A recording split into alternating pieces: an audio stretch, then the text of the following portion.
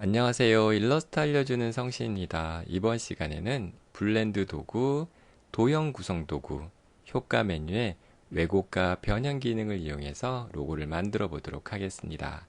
자, 시작해 보도록 할게요. 먼저 원을 하나 그려보도록 하겠습니다. 왼쪽 도구 상자에서 사각형을 지그시 눌러서 원형 도구로 원을 하나 그려보도록 할게요. 이때 면은 없음을 하시고 선만 있는 상태에서 크기를 하나 줄여보도록 할게요. 크기를 줄이실 때는 도구 상자에 보시면 크기 조절 도구 있죠? 얘를 2번 클릭하고 그 다음에 크기 조절해서 저는 70%로 해서 복사를 한번 해보도록 할게요. 그 다음에 두 개를 같이 선택한 상태에서 오브젝트, 블렌드, 만들기를 누르시고요. 그 다음에 다시 한번 오브젝트, 블렌드 옵션에 가셔가지고 단계를 지정할 건데요. 간격 부분에 매끄러운 색상을 눌러서 지정된 단계를 저는 3개를 주어 보도록 하겠습니다. 3개라는 것은 기존의 원 2개는 남겨두고 그 사이에 3개가 추가가 되는 거죠. 확인을 누른 다음에 그리고 나서 이거를 분해를 할 건데요.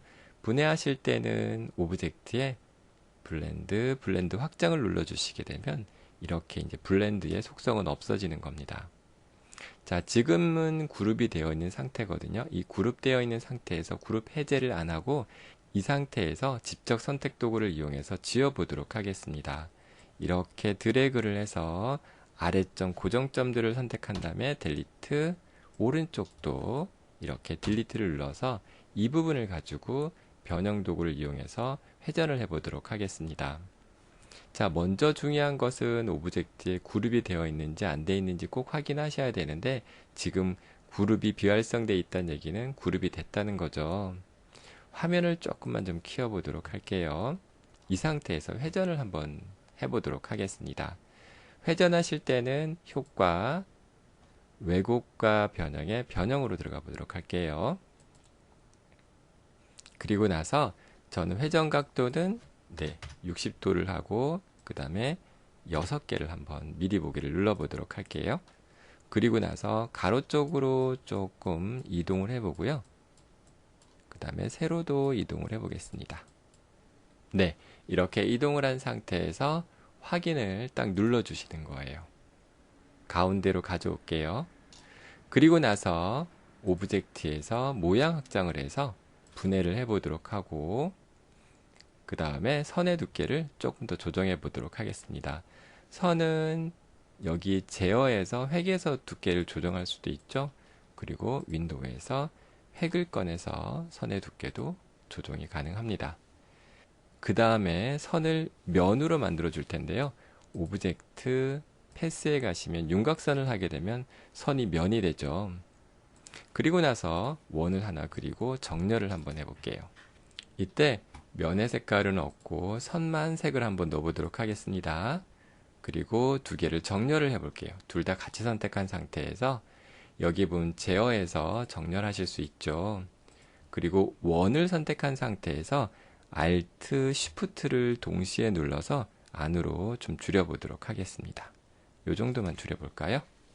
그리고 전체 선택을 한 다음에 도형 구성 도구를 이용해서 외곽을 필요 없는 것을 한번 제거를 해 보도록 할게요. 이때 제거하실 때는 어떻게 해요? 그냥이 아니라 꼭 키보드에 Alt를 누른 상태에서 이렇게 드래그를 하시게 되면 없어지게 되는 거죠. 그리고 화면을 확대해서 이렇게 삐져나온 부분들은 이렇게 삭제를 해주시면 되세요.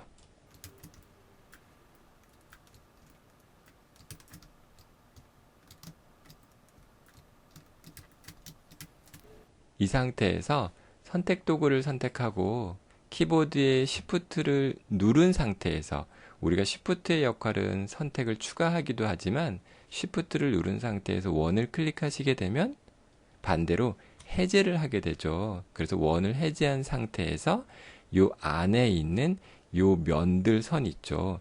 이 부분들만 선택되게끔 만드는 거예요. 이렇게요.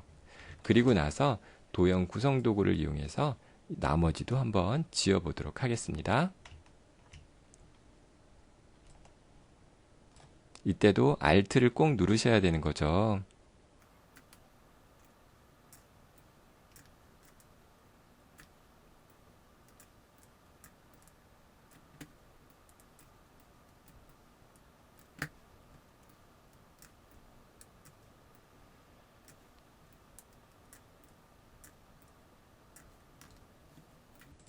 자, 되셨죠? 그리고 원을 선택해서 원의 굵기를 좀 지정해 보도록 할게요. 획에서 선의 굵기를 이렇게 지정을 했는데요. 이 상태에서 획에 보시게 되면 맨 아래 속성이라고 있습니다. 이 속성에서 이 부분을 눌러서 첫 번째 요거를 딱 눌렀더니 이렇게 선의 굵기도 달라지게끔 적용이 되죠. 그리고 색도 한번 넣어보도록 할게요. 윈도우에서 견본을 꺼내서 색도 한번 적용시켜 보도록 하겠습니다. 네. 이번 시간에는 블렌드 도구, 도형 구성 도구와 효과 메뉴의 왜곡과 변형 기능을 이용해서 로고를 만들어 보았습니다. 작업을 하시다가 안 되시는 분들은 아래 댓글을 달아주시고요. 조금이라도 도움이 되셨다면 좋아요와 구독도 부탁드립니다. 감사합니다.